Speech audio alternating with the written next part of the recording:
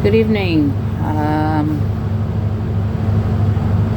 In this video, we will discuss substance abuse and the types of substances. We will also try to define the term psychoactive and its effect on the central nervous system. We will talk about the different types of substances or psychoactive substances, and we want to talk about how you can treat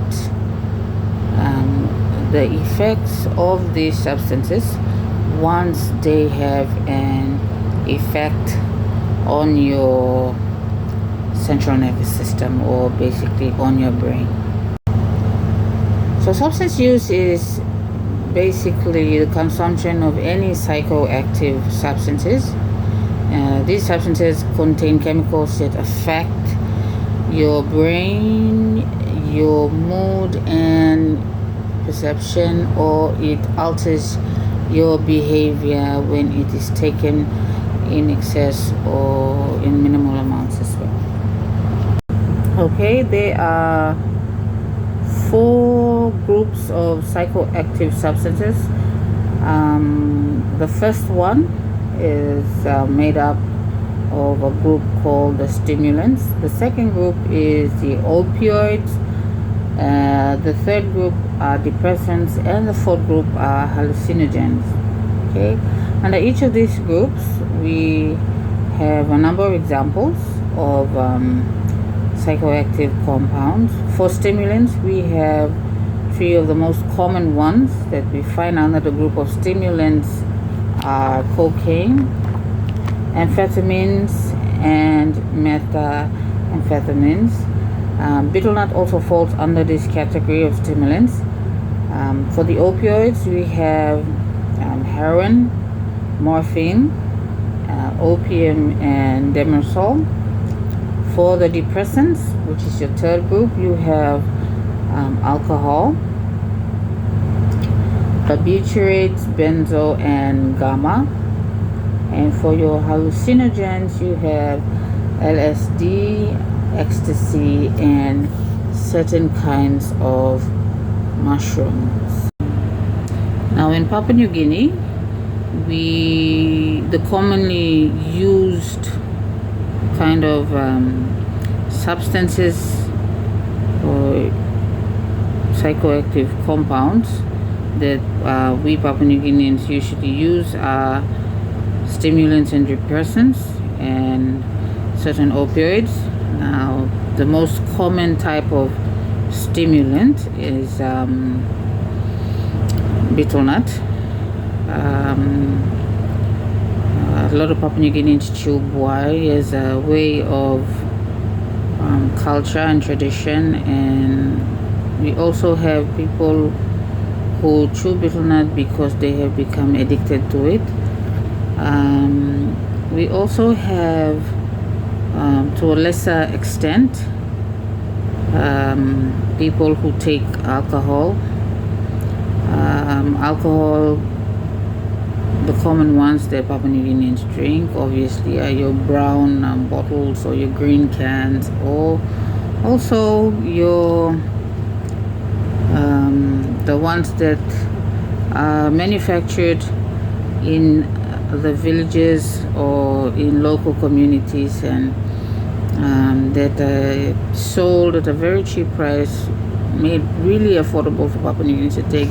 For instance, in Eastern Britain they call it avundu. I think in certain parts of New Ireland we call it steam, or basically it's done by using yeast and sugar.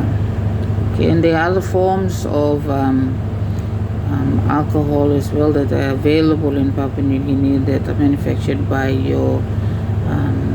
by the locals for consumption. Recently, there has been also a spike in the use of methamphetamines, but they call it ice on the streets, and It's quite expensive. It's not as cheap as the other psychoactive substances that are sold, like marijuana or your normal cigarettes or bit nut. Ice is a little bit more costly, so a lot of people still opt for cannabis. Now, we also have, also to a lesser extent, people using heroin on the streets of Papua New Guinea. Not so much in the outer provinces, but in Port Moresby, I think there have been incidences where people have been found to be using heroin. Some of the causes and factors of substance use and abuse are as followed. We have environmental pressure. Your surroundings can have an effect. Peer pressure, sometimes your genetics is also a contributing factor to that, or sometimes it's from trauma. Okay, so some of these substances that we become very much dependent on might be painkillers. Okay, we already spoke about the 4 different types of substances. So one of or an example of one such substance that might be of help when people have trauma from accidents or what have you is morphine. Okay, so it's a depressant, and we use that mostly to relieve pain, but under conditions where people are in so much pain and they've been using it over a long period of time, they become addicted to it. Okay, and sometimes it's just out of curiosity. We have young people or even adults, okay, grown men and women past the youth stage, who are just curious and who venture into taking these kind of substances. So some of the effects of substance use and abuse are physical health problems. You also have mental health problems. Another one would be your relationships. It can also have an effect on your finances, or there might be legal issues also that come into play when you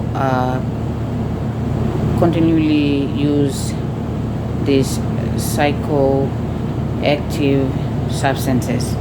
Okay, so examples of some of the physical health problems that you might face would be heart disease, liver damage, okay, or respiratory issues.